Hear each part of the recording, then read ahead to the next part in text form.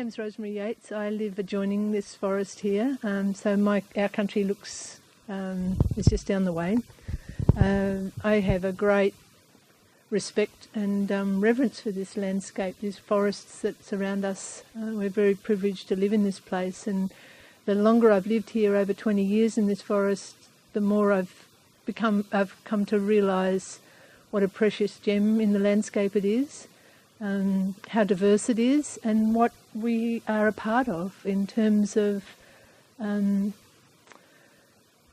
long-term values of this forest for the future generations.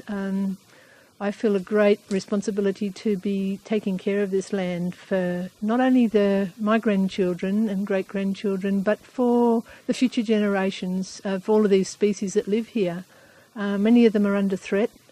There's, on our place alone, and it would include this area that we're sitting right now, there's 29 threatened species of plant and animal right here.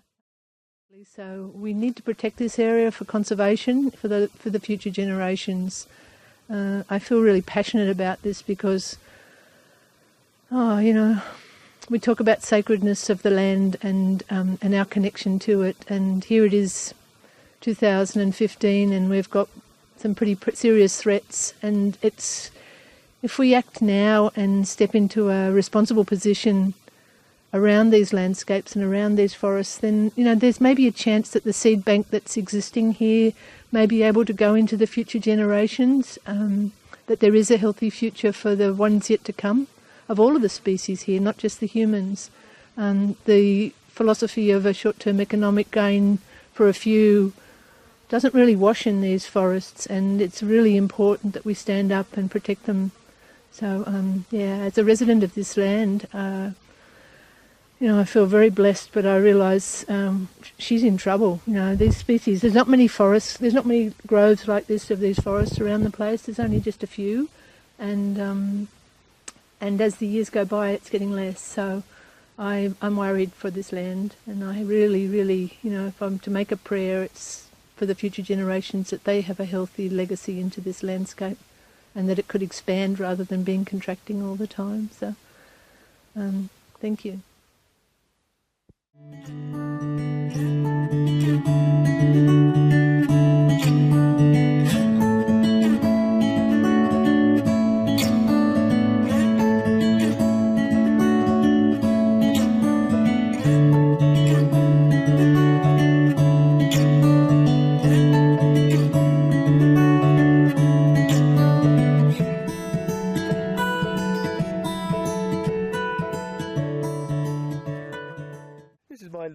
Where I collect seeds from the local forest, from Dundurrabin, Tyringham, Mount Highland, and I've got a big variety of species in here.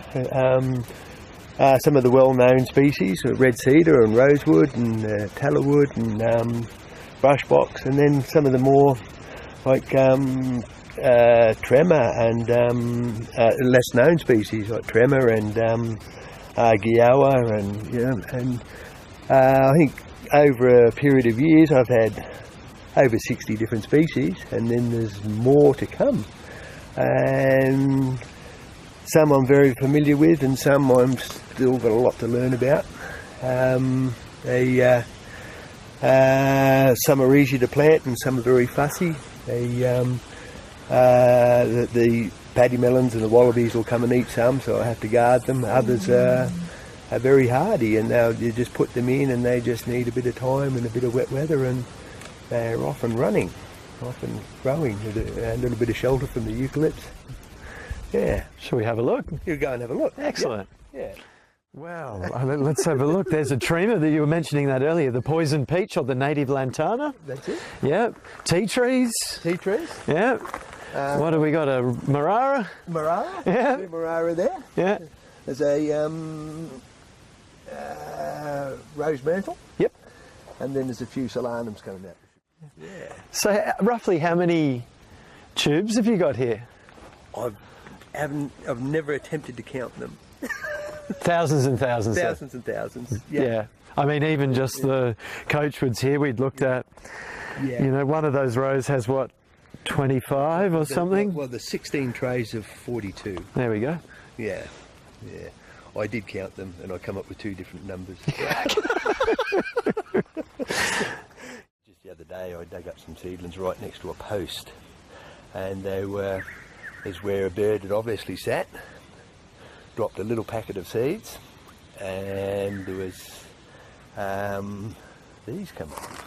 These blueberry ashes. Yeah. Awesome. And all those little fellas come up. They're looking a bit rough at the moment, but anyway, by next spring they'll be ready to go in. Because without the birds, they're really hard to germinate. That's it. Yeah. I've never been able to germinate. Oh, the only way I can germinate them is pick them up from around a water source, where the birds come in to drink.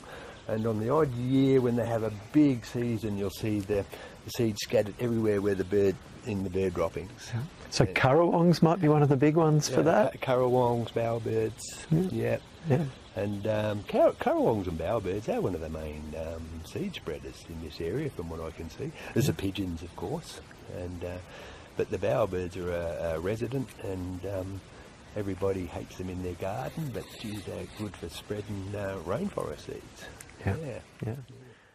Currawongs might be another good way, getting the pellets with them. Actually, I've got some over here, which I picked up out of some pellets in spring. Gotcha. There they are. Here they are. Yeah. They all come up in a tray. I just popped them in the... So I've got them here all nice and sheltered at the moment. Because the currawongs, what, they eat the fruit, go and have a drink, and then regurgitate a pellet? No, it passed through them. Passes through, okay. Yeah. So I don't know whether it was a currawong or a bowerbird, but it was a nice, neat little pellet. Okay, lovely. And I broke it up and put it into my trays. Yeah. Do you, if you can't get the seeds, do you look at looking for wildlings at small seedlings? I definitely will. Yeah. I'll do that. And like the white quandong. Never got it in fruit? I've never or? been able to collect them, but Okay. I said, do see the seedlings scattered around, and they're another nice hardy one. Oh, they're beautiful. Yeah. I do find little patches of them, and so I'll take, there'll be 10 seedlings there, so I'll take 6 of them, and then you find them on the roads where they're going to be damaged anyway, so I'll take them off of the roads. Now we're in the other shade house. I've got two of these shade houses, and I put them into bigger pots in this one because a lot of these plants, if you plant them out at a nice either metre tall, you get a very good survival rate. And I like to mix the species, to have different species. We've got brush box and myrtle ebony and lily pillies and rose myrtle. And you got some pretty advanced stock here. Yeah, it's a nice sized red cedar. And just taller than me. That's it. So they'll be going in as soon as spring. Because we're coming into autumn now, so these will go in spring. So spring's the best planting season for. I think it is, as long as you get a bit of moisture, and then because they'll start to slow down now, and then I'll put them in spring, and then they'll have a big growth spurt. So they'll be over 8 foot tall, 10 foot tall by the time next autumn comes around. So they'll be well established. The frost won't bother them, and then these can suffer from the tick moth. So if they're planted in amongst some existing forest with some good cover, you get a good rate out of them, and they don't suffer from the tip moth. And I guess most people around here would be interested in a red cedar or two tucked in the corner of their property. They're one of the well-known rainforest trees, aren't they? Yeah. Red gold. Red gold. Yeah, that's it. That's it. Yeah. And a lot of the others aren't as well known. Yeah. Fantastic. Well, it's an incredible setup you've got, an amazing diversity, and you've got so many trees. Yeah. There's years of work ahead of you. There is years of work ahead of me. Yeah. Yep. And good on you. Yeah. It's amazing stuff. Yeah. Thank you. Yeah. Thank you. Yeah. No, I enjoy it. I enjoy doing this.